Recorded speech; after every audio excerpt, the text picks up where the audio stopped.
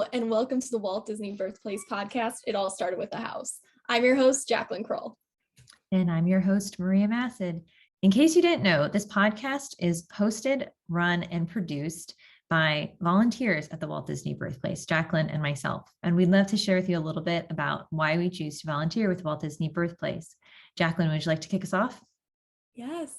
So I absolutely adore Disney, the company, the man, the myth, the legend, and I also love history. And I have a background in journalism, editing, producing, production, and I figured that I could pair the two together and work with this amazing nonprofit to produce a podcast and interview these incredible Disney legends with Maria and make something that all Disney fans can appreciate to learn more about the history of Walt and his incredible family here in Chicago and beyond.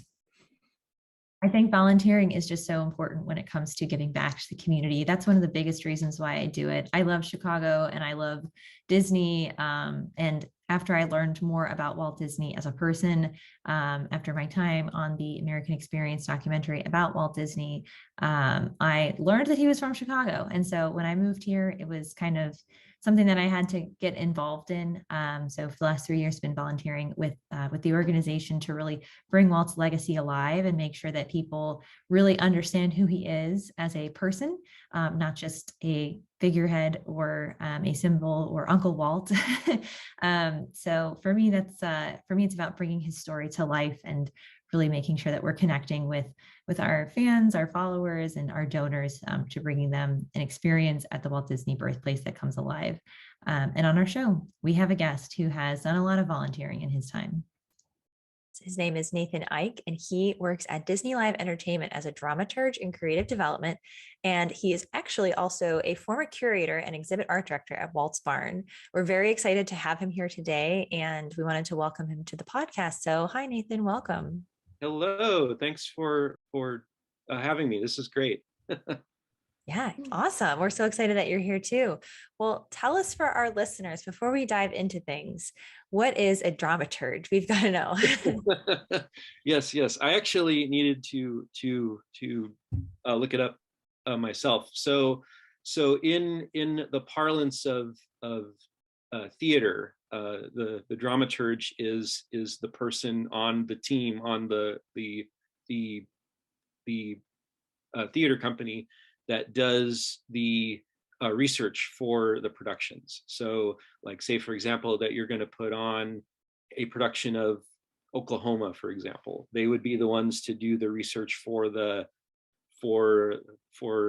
costumes, maybe to get the actors to understand their roles. Maybe they would do like little research reports about the guys that actually wrote the show, Rogers and Hammerstein. They would do the costumes, the sets, all that stuff, so that the actual creative team, the ones that do the directing and the designing of the sets and everything, that they know that so that they have that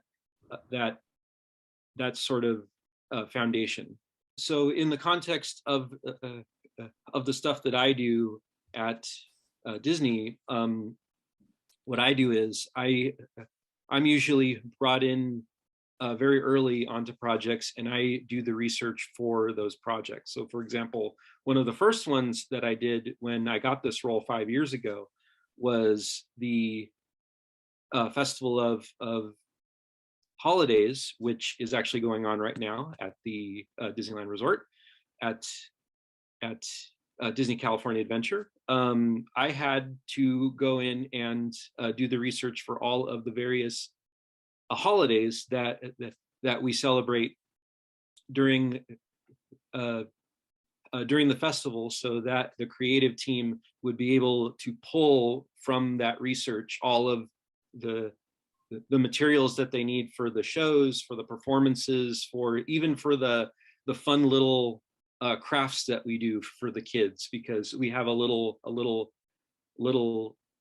craft that actually represents each holiday, some little symbol of it. For example, for Hanukkah, we have a little dreidel paper craft, and so you'll see some of the research that I did about dreidels, about the actual holiday on the display somewhere in the park, or something like that, through our great show writers, show directors. They sort of put it through the filter and all that. So Wow, a lot of moving pieces. And you've been with the Disney company for quite some time, and you've held various different jobs over the years. So what was your first role, and how did you progress into your role today? So I started at Disney as a merchandise host in Disneyland on Main Street. And I was there for about 5 years, not just the regular merchandise, but also the specialty merchandise at the collectible locations. And then from there, I was a tour guide for about a year and a half through the 50th anniversary celebration, which was a lot of fun. And then I went into live entertainment, specifically talent casting in 2006, and I was there for about 10 years or so. And then about 5 years ago, I went into this role. So here we are. Here we are. And during that time, you explored Disney history at Walt's Barn. Could you tell us a little bit about what it means to be a curator and an exhibit art director at a place that is really intent on keeping Walt's legacy alive? Oh yeah, sure. I loved it. It was such a great experience. This was all volunteer, and so I was the volunteer curator, sort of just raised my hand to take on the job, so to speak. And so my job was to care for the collection that we have there at the barn, to change out displays, write all of the copy for the display pieces, so that the guests, when they actually come through the barn, will know what they're looking at and everything, understand the context of it. But it was just a really cool to just be there all the time, to be in this structure that was in Walt Disney's backyard for decades. And then when the Disney family sold the Carolwood property, they actually moved the barn to Griffith Park in Los Angeles, and it's still there to this day. And so now it's just a really nice museum. I like to say the best part about the barn is that you get to know Walt as a person, and not necessarily, because people know him from like the television shows, and he's sort of larger than life, so to speak. But if you were to go to the barn and you go through that space and you see where he worked on his trains and all that stuff, you get to know a very personal part of him and I was very honored to be able to help to tell that story. And of course, all of our amazing volunteers at the barn just bring the story to life as well. So yeah, that's incredible.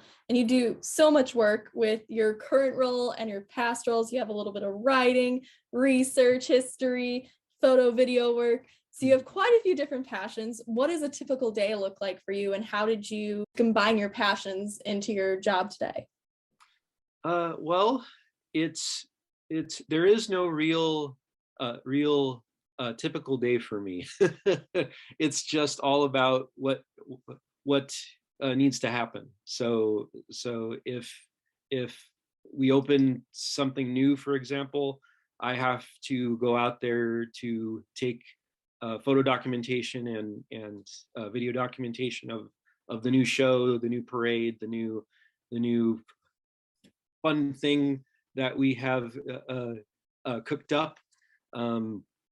Some days I'm writing or helping to write reports, but I actually like that. I like the variety. I like to not be sort of doing the same thing all the time. So so there's always something new. Yeah, I think that having something new in a job is the best because then you never get bored and you always learn something new. And, especially when it comes to learning more about Walt Disney and things like that related to his company and to the theme parks. I mean, there's an endless amount of information out there, right? So the more that you are curious and get to know more about the man behind Uncle Walt, right? The more that you appreciate kind of what he brought into this world. And I'd love to hear your thoughts a little bit about, obviously, Walt was born in Chicago at the Walt Disney birthplace. He has roots in the Midwest, going all the way down from when he moved down to Marceline, when he moved back to Chicago. He spent a lot of his early life in the Midwest. What impact do you think that had on early park entertainment? I think that it had a huge impact on the park entertainment starting out, because I've been actually researching the live entertainment history of the whole Disney parks, specifically for Disneyland, for at least the last 8 years or so. And so I've had so many opportunities to go and do research at the Walt Disney Archives and see things. And the conclusion that I have reached doing all of this research is that there is certainly a lot of that Midwestern charm in the early live entertainment. Something that a lot of people don't really realize about it is that when the park first started out, when Disneyland was being developed, live entertainment was like way on the bottom of the list. Walt wanted to open the park, he wanted to get the park open. so the live entertainment portion of it was sort of an afterthought. In fact, the only thing, the only live entertainment piece that was on full contract was the Golden Horseshoe Revue. Everything else was temporary. Even the Disneyland band. And so you can see, I've seen research and company memos going back to the 1950s. Just they're just trying to really figure out what they want to do with it. And so you can see the small town Midwestern influence, because one of the very first things that opened was the Disneyland band. And so the Disneyland band was a small town marching band that I'm sure that Walt probably remembered something like that growing up. He's like, oh yeah, they used to play in the town square. And so he wanted a turn of the century marching band at the park. They were only on for, I believe, like a 2-week contract, but they were so popular that the contract kept getting extended and extended and extended and extended, and then they became part of the live entertainment atmosphere at the parks.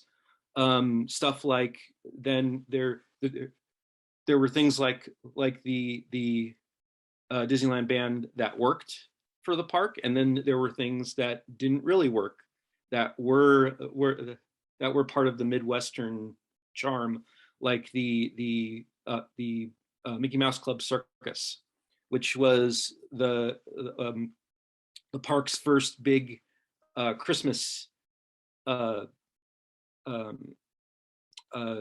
of Christmas draw, and Walt wanted a circus because he actually remembered going to the circus as a kid, seeing all of the cool things, and it was a very cool circus. It had everything. It had the lion tamers and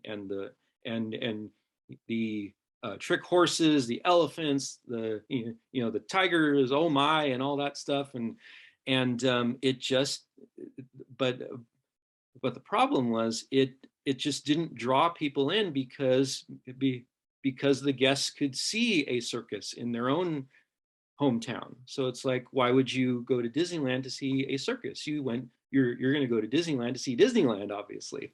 Yeah, that makes sense. so Walt learned a lot of lessons during those very early years. One of which was he had to make the entertainment at the park very unique, the stuff you could only see at Disneyland. So you'll see the sort of evolution of even things like parades, like the very first parades there were community parades that featured local guest groups and local talent, and then they had floats that sort of they were very small in scale, very much like the Rose Parade in Pasadena. But again, Walt realized that he needed to do something more, and so in the 1960s, they started to actually develop the way that a quote unquote a Disney parade actually looks and feels, with where it's very playful, very whimsical, and it's very Disney. So, but I do think that deep down at its core, the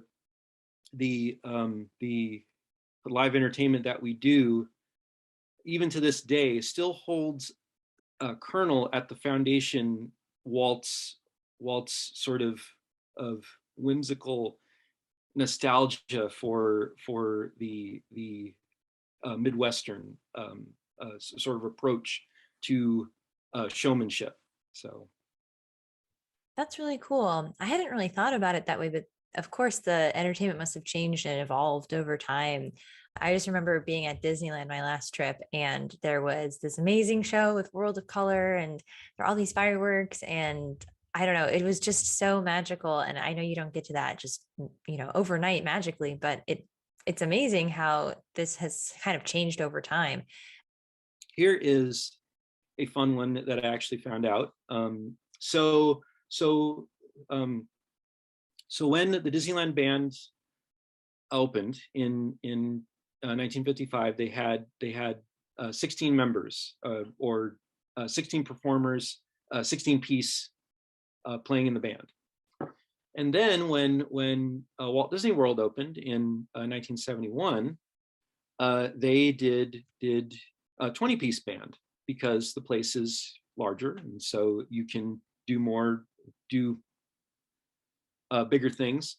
And so I've been told, apparently the park managers liked the 20-piece sound so much because it was more robust. You had more instruments, more heft to the sound, that they said, "Ooh, why don't we do that for Disneyland?" And so in 1972, they grew the Disneyland band from 16 pieces to 20 pieces. And so from 1972 to the time that we actually changed over the Disneyland band in 2015 to make them even larger than they were, we had the 20-piece band, and just stuff like that just happened all the time. we would exchange ideas, best practices with our partners and our team members in Walt Disney World and all over the world now, because there are, of course, Disney parks all over the world now. And so we, we're in just constant communication with them about what works and what doesn't. And it's just a very positive, collaborative place to work. So in that case, then maybe we could pivot to your time at Walt's Barn. I'd love to hear a little bit about what made you volunteer at Walt's Barn, and then simultaneously, I'd love to understand a little bit more about why you value the Walt Disney birthplace, why you think it's important, and what similarities it has with Walt's Barn. Sure. So the barn opened as a museum in 1999.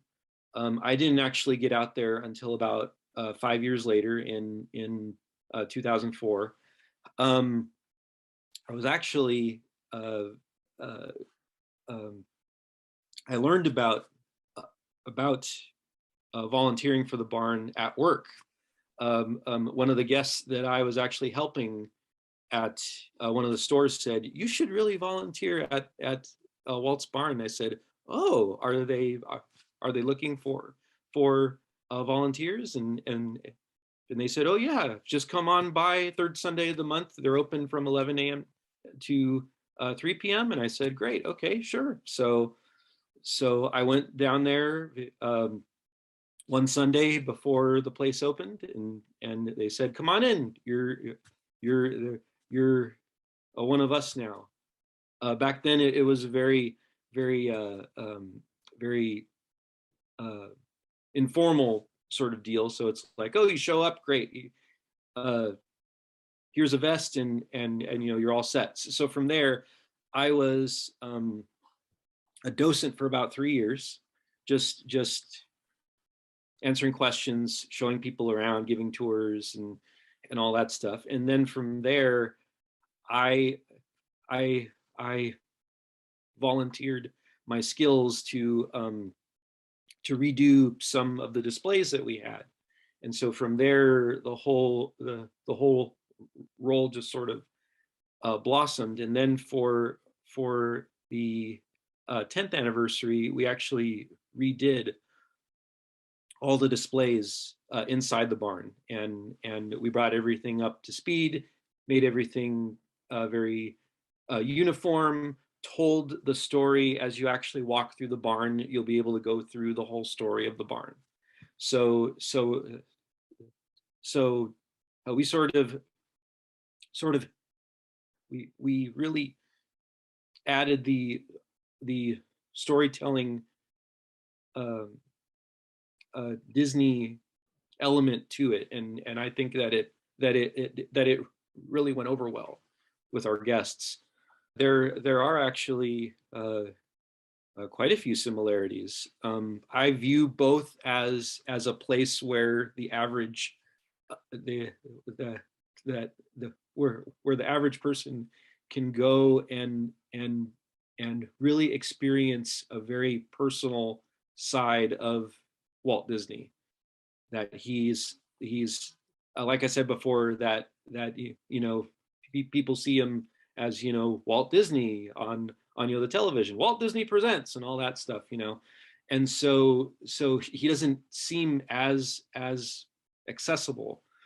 But I know that Walt's daughter, Diane Disney Miller, when she brought the barn to Griffith Park, one of the conditions that she put down was that she really wanted it to be a place where people could meet her father, so to speak, that they could really get to know him as a person, as a father, as a grandfather, and also as a big railroad nerd. So and so for the birthplace, I actually see it as the same thing, if not very similar, that you get to see this place that Walt's father built with his own two hands. And it was very much a family house. You see where the kids played, where the family gathered, where they did all those things. So you see this very, very, very personal side of Walt's early life. I mean, he wasn't in Chicago for very long, but you can see the foundation for where things went from there. And also people will get to know the Disney family. They'll get to know Elias and Flora, and the Disney siblings as well, because they were all in that house too. Yeah, I and think they that, were all in that house for the longest period of time altogether. That was kind of, I thought, something unique about the Walt Disney birthplace, for yep. sure, worth mentioning. Yeah, so it's like I said, it's a very good place to get to know Walt Disney, the man, the person. So, And that's one of my favorite things just with this podcast is talking to people like yourself who love the company, but also want to almost personify Walt and have the fans get to know Walt himself rather than Walt, the visionary and creator and everything. So I'm curious, how do you try to keep Walt's legacy alive in your work today? oh gosh, I think it's in. I really think that Walt's legacy is very, very intrinsic in all the things that we do. I mean, we and maybe I'm a little biased, but I think that we put on the best live entertainment in the whole business. We have just the best team in the world. I love all the people that I work with. They are just great creative collaborators that do amazing work. And I think that we still very much reflect that ethos that Walt said all those years ago. He said that we need to give the public all that we can give them, keep the place clean, keep it friendly, keep it nice. And I think that we still do that. We especially right now with like everything going on in the world, I really think that the Disney parks serve that purpose to be that friendly, fun place where you can go and just forget about your cares for a few hours and just have fun. And I think that the live entertainment that we do at those parks really just brings the whole place to life. Just really makes the experience personal, and it just really touches people. It's a fun thing to do. I really like what we do, and I think that Walt's spirit is still very much a part of it. Oh, that's such a nice sentiment. So I'm kind of curious too, like after that beautiful statement around how Walt's still alive, and what you do, what does he mean to you personally? Like Walt Disney is somebody you've gotten to know over the years. Like, who is he to you, and what does he mean to you? Well, I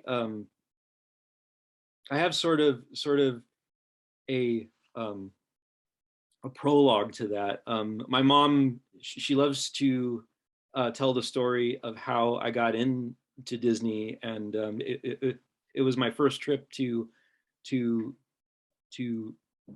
Disneyland when I was 6 or 7 years old.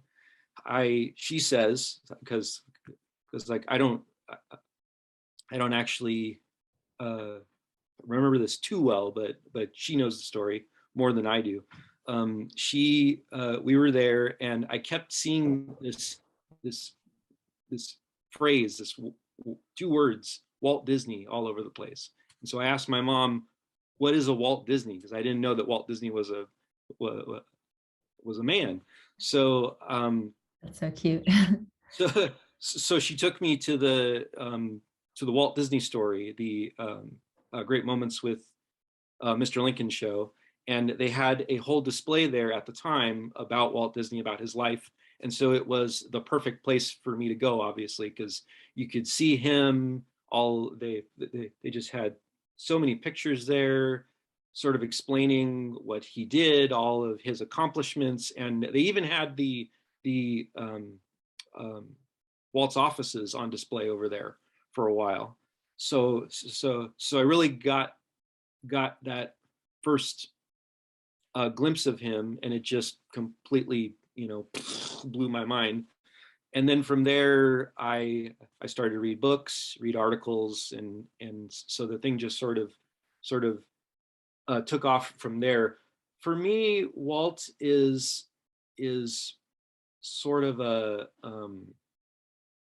he's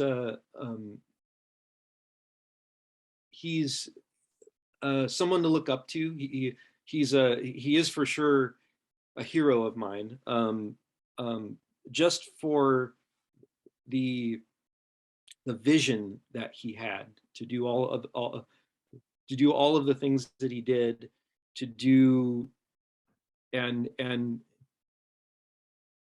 like just the drive to get stuff done, to do the best that he could. And so I've always had that. I've always had that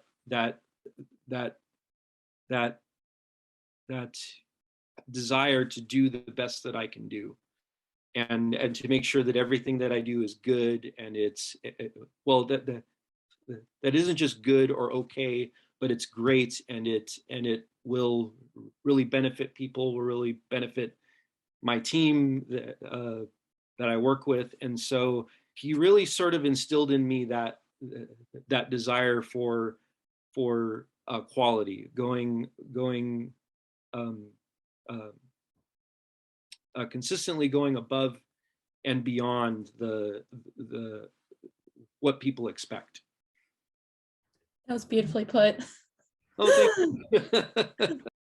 I think that's amazing. Walt Disney is such an icon to American history, and it's really great hearing from somebody who has not only volunteered with a historical symbol of what Walt's life was, but also working at the company too. I mean, Nathan's whole career has really been driven by Walt Disney, so it was a real pleasure talking to him. Yeah.